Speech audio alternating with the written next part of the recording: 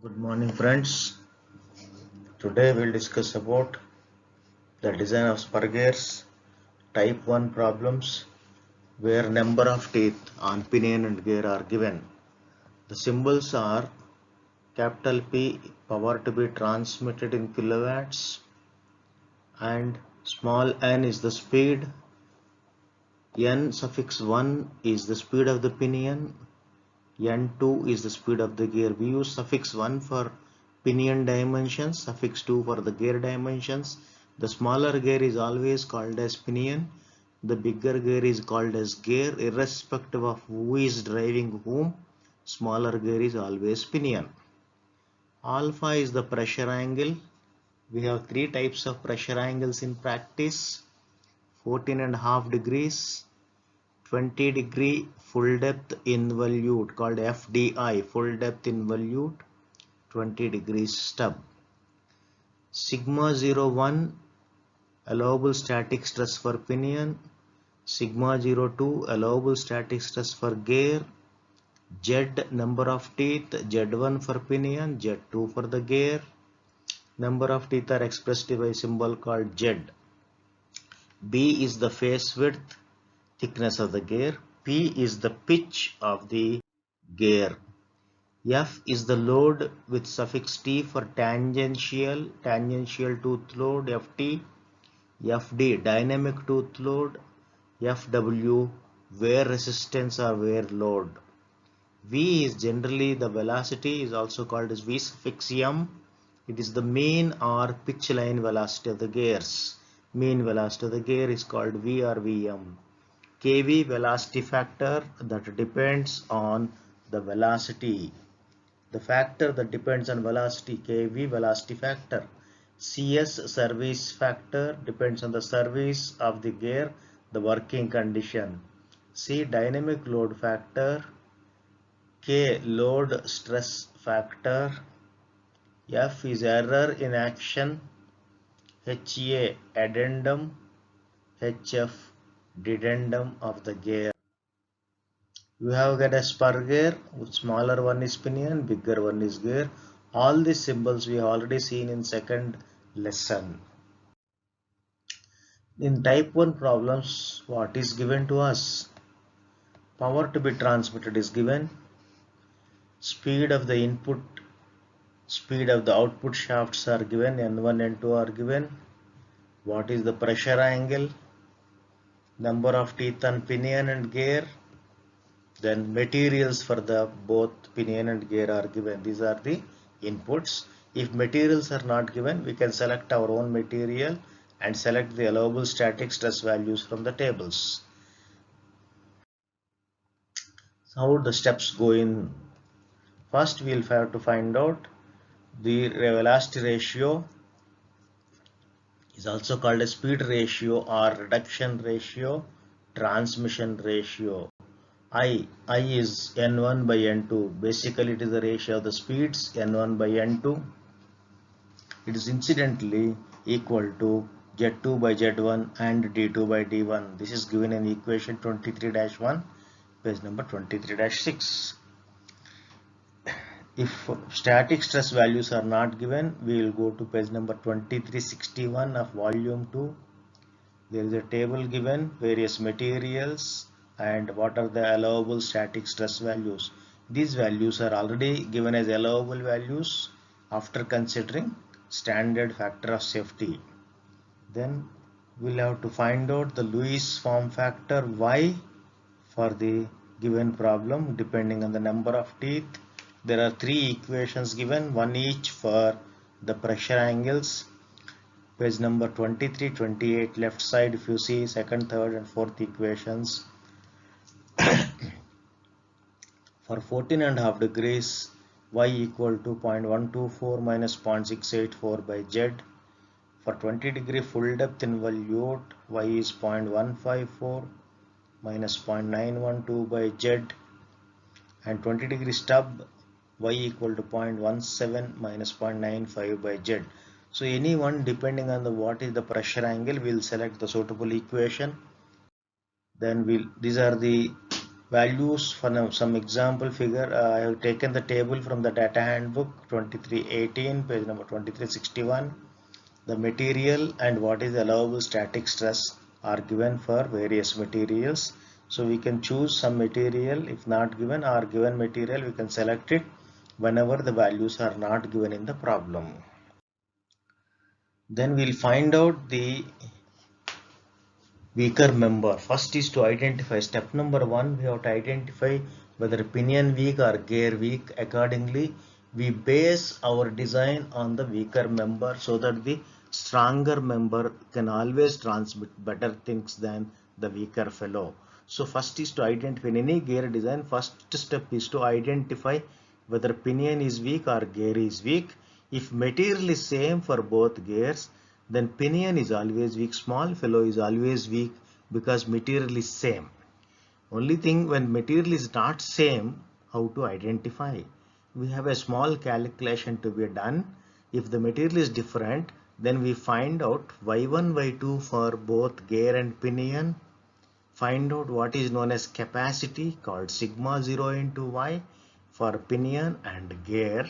Whichever the value is less, sigma 0 y value, which is called the capacity, whichever is less from the calculation, that happens to be the weaker member. So it's easy to remember.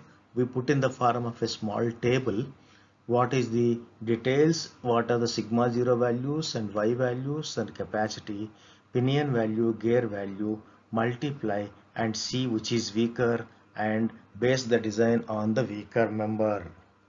After first step, we go to second step, is the actual active design.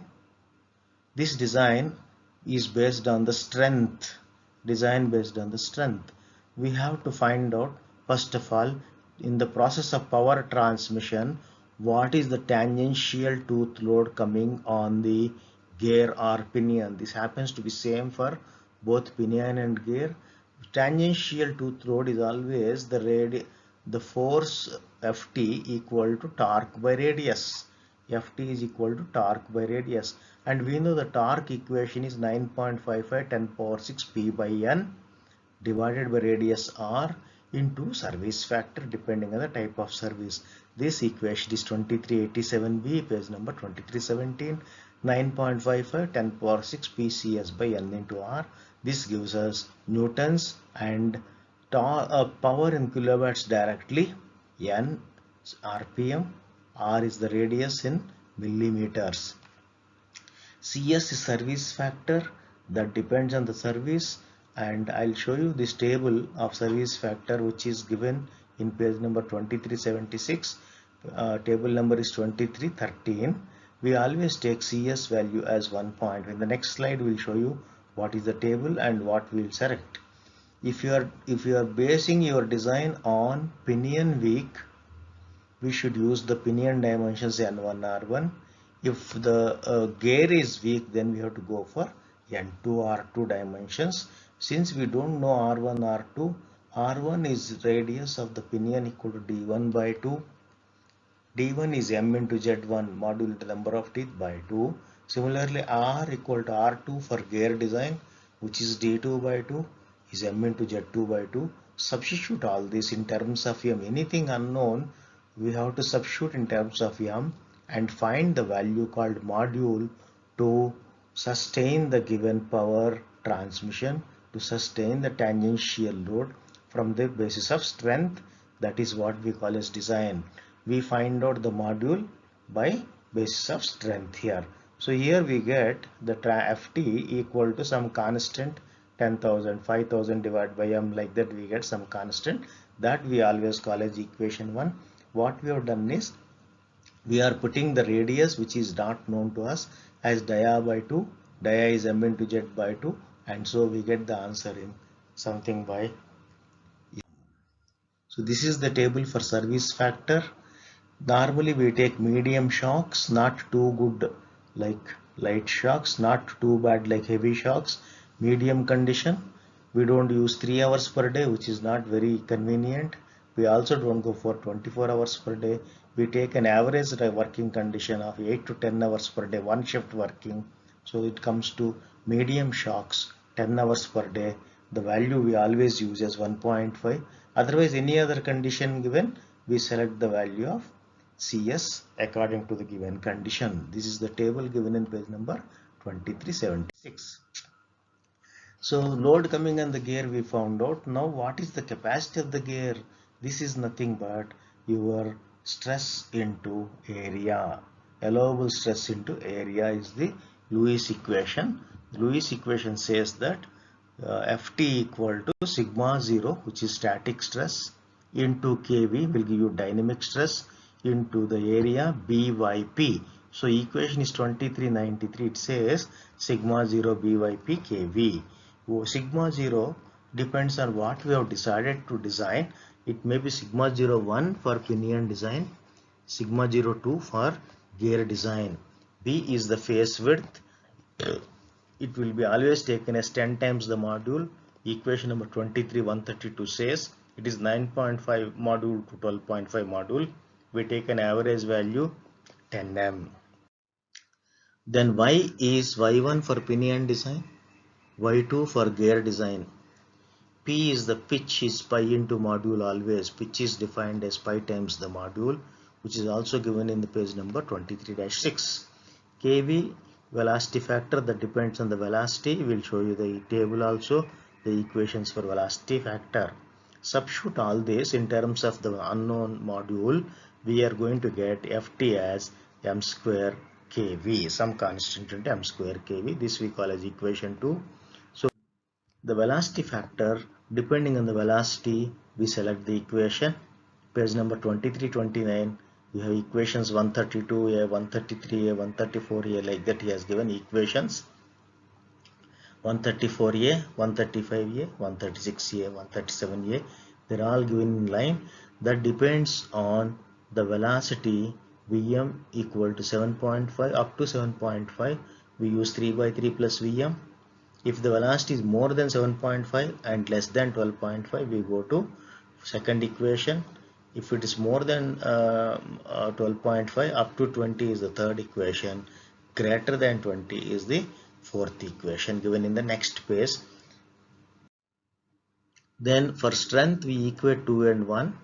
Load coming on the gear should be equal to the load capacity of the gear, and we get an equation called m cube Kv. Kv is a velocity factor that depends on velocity. Velocity depends on diameter. Diameter depends on module. So without module we cannot find out velocity. We cannot select the equation for Kv. So m and Kv are interdependent. So we cannot solve directly. We have to go for trial and error procedure. So initially, based on problems calculated, Kv will be always less than 1. So what we do, we approximate the Kv value as 0.5 to start the trials. So m cube into 0.5 is the given value. So m approximately equal to 2 into RHS, cube root of 2 into RHS. So this will give us roughly what should be the starting point of our trials. M equal to cube root of 2 into RHS would give us a reasonably good assumption of m value. M are given, modules are given as the standard values in table 23-3, page number 2361. A table sample is given on the right side here. There are modules with bracket and without bracket. Modules without bracket are not to be used. They are second choice. So you should always select the modules given without bracket only. Select the standard trial 1 nearest module as trial 1 from the calculated m. Immediately we calculate the pitch line velocity. That depends on the diameter. So v equal to pi dn by 60,000. It could be pi d1 n1 by 60,000 or pi d2 n2 by 60,000. d1 d2 or m into z1 or m into z2. So after assuming the m value, we find out the velocity. For that calculated velocity, we select the equation of Kv from page number 23-29. Then substitute the assumed value of m and Kv in the left hand side of the equation. M cube Kv equal to how much we get. Is it comparable with the right hand side what we are looking for? Then if the calculated value LHS is greater than RHS, then it is suitable. Otherwise, select next module and repeat from the table. If 2 is not suitable, we'll go to 2.5 or 3 or 4 or 5, and after 5 we go for 6, like that. Each trial we select standard module from page number 2361. After finalizing the module value, for which the left hand side should be greater than right hand side, we find out in step number 3, we find the dimensions of the pinion and gear. The pinion diameter, first is pitch diameters, D1 is MZ1, D2 is MZ2. Face width we have assumed as 10 m, so it is 10 into module. Pitch is always pi into m. Center distance between the gears is nothing but R1 plus R2 is D1 plus D2 by 2 always. Then what is the tangential force, which we calculated in equation 1, which was divided by m, unknown was there. Now module is known, so we simplify the Ft value, which is required for further calculations. Then we find out addendum and dedendum depending on the pressure angle. There are equations given in page number 2361, first table 23-1. I have given the sample of this table. For 14.5 degrees, the addendum is 1 module, dedendum is 1.157 times module. For 20 degree full depth, addendum is 1 module, dedendum is 1.25 module. For 20 degree stub, it is 0.8 module and 1 module. These values are given in page number 2361, table 23.1, very first table in that page. Select the appropriate pair of values depending on the pressure angle and calculate addendum and dedendum. After that, addendum diameters always for pinion, DA1, 1 for pinion is D1 plus 2HA. For gear, DA2 equal to D2 plus 2HA. And lastly, we have dedendum diameters for pinion, DF1. Dedendum diameter is denoted by D suffix small f. DF1 equal to D1 minus 2HF. DF2 equal to D2 minus 2HF. So these are the dimensions we have calculated. And last step in the gear design is to check for dynamic and wear loads, whether our design is safe from the point of dynamic load and wear resistance. So there are two things to calculate and compare whether the design is safe or not.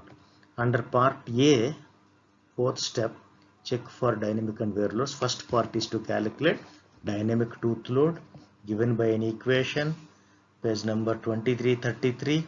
Fd equal to Ft plus Fi, tangential load plus instantaneous load. At any given instant, because of the rotation, there will be a load given by that. This is Buckingham equation. So it is Ft plus 21V Ft plus Bc divided by 21V plus square root of Ft plus Bc. And Ft already we calculated in the previous step.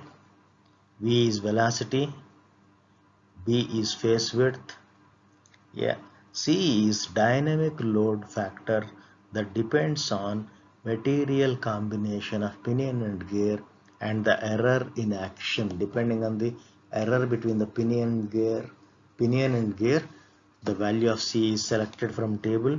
So before going to the selection of C, we should first find out what is the error. Error depends on velocity. You have to refer figure 2335, page 2335. There are two figures given, one above the other. First figure, small figure, is what is relevant for us because our velocity is meters per second and we want error in millimeters. The other figure is velocity in feet per second and then error is in inches. We don't want that. Then I'll show you the table here. Figure here. See the left side one, the velocity.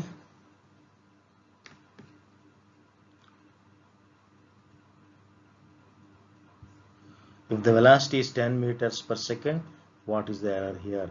If the velocity is 15 meters per second, what is the error? If the velocity is 5 meters per second, go vertically up, touch the curve and read the value on the y-axis. This is the permissible error in millimeters. On the x-axis we have the velocity here. Then C value, suppose if we have the pressure angle as 20 degree full depth, these three are the 20 degrees full depth, these three are for 14.5 degrees, the last three are 20 degree stub. So there are three values given for 14.5, three values are given for 20 degree full depth, another three values for 20 degree stub. The pinion and gear material combination, pinion cast iron, gear cast iron, pinion steel, gear cast iron, both are cast steel and steel. Same thing is repeated for the other thing, cast iron, steel and cast iron, steel and steel, like that. Suppose I have steel and cast iron 14.5 degrees, steel and cast iron 14.5 degrees is second line. So you have got the value of C here, and this error is already taken from the graph here. For that error, approximately what is the value of C? We have to interpolate. Suppose the error is coming as 0.015, which is not in this, so it may be somewhere between these two values. We have to select the value of C approximately interpolated between the two values. We use the mathematical interpolation for the value of C. Then lastly, we have to find out what is the wear resistance capacity of the material. That depends on the material hardness and size of the gear. Fw equal to D1BQK is equation 23, 160. It is always D1 only because pinion is rotating faster compared to the gear. So wearing out of the pinion is faster than the gear. So always, irrespective of what we have decided earlier to design, we always use only D1 here. B is the face width. Q is a ratio factor that depends on the number of teeth here. It is 2Z2 by Z1 plus Z2, given as equation number 163, page number 36. K is load stress factor available from table 2337B, page 2380. K depends on the pressure angle and Brinell hardness number. I'll show you this table. We'll substitute all this and then calculate Fw. Then Fk also can be calculated like this by this equation, knowing the Young's modulus of the pinion and gear. Then normally what we do here, we don't have the Brinell hardness number to start with. So we keep the K unknown and find out Fw. D1BQK, K is unknown in this. And for safe design, we want Fw greater than Fd. Equate this and find the required K for the gears to be safe. We find out the required K for the gears to be safe, and knowing the K value and the pressure angle, we recommend the hardness so that the gears are safe. What hardness we have to maintain so that the gears will be safe. So this is a table that gives us, suppose K value is 0.8 and it is 20 degrees. 20 degrees is here, 0.8 is between these two values. So nearest higher value is 0.9. We have to recommend a 300 bhn for pinion, 200 bhn for the gear. If K value is 1.5, 1.5 is between 1.35 and 1.6. So the nearest higher value is 1.6. Pinion hardness is 350, gear hardness is 300, like that we recommend so that the gear are always safe. Sometimes it is asked to calculate the endurance strength because it is subjected to cyclic loading. Endurance strength is given by sigma SF B capital YM. Sigma F is flexural endurance limit is 414 MPa given in this table. Y is Lewis form factor, capital Y is small y into pi, face width M is module. This FF should be greater than the dynamic load. Dynamic load is very crucial for us, which is causing lot of trouble to the gear. So your wear resistance also should be more, and endurance strength of the beam also should be more than this.